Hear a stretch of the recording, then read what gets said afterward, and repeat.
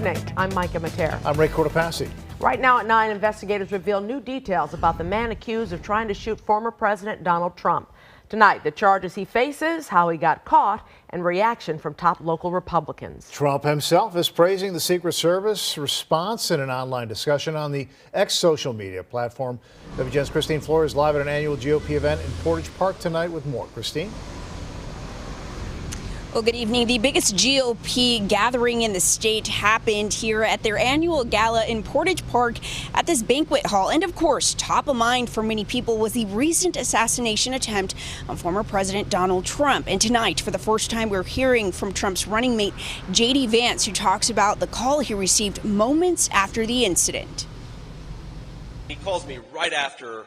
This is 10 minutes after, and he's pissed off that they won't let him finish his birdie putt right after they found a guy with an AK-47.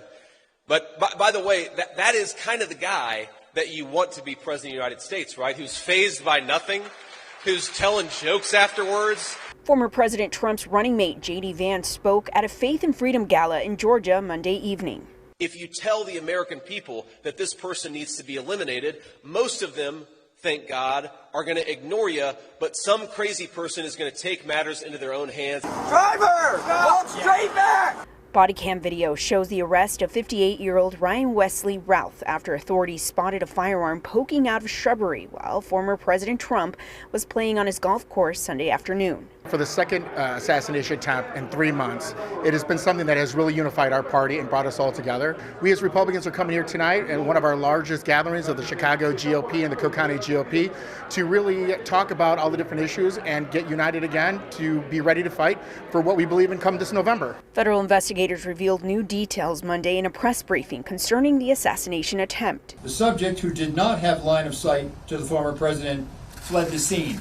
He did not fire or get off any shots. We do not have information that he's been acting with anyone else at present. Everyone wants to know, what is it about President Trump that they have to stop him so much? How many times are they going to take a shot at him? They want to stop him for a reason. Questions that could be part of the ongoing investigation with the latest gunman. Meanwhile, country leaders are making a call to end the violence. I'm grateful for the work of the Secret Service and their law enforcement partners to keep the president and those around him safe. As I've said many times, there is no place for violence in our country, no matter what the motive. It must come to an end.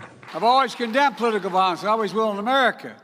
In America, we resolve our differences peacefully at the ballot box, not at the end of a gun.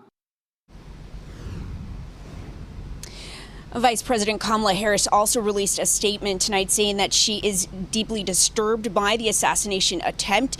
She also said that she condemned political violence, adding that everyone must do their part to ensure this incident doesn't lead to more violence. Reporting live in Portage Park, Christine Flores, WGN News.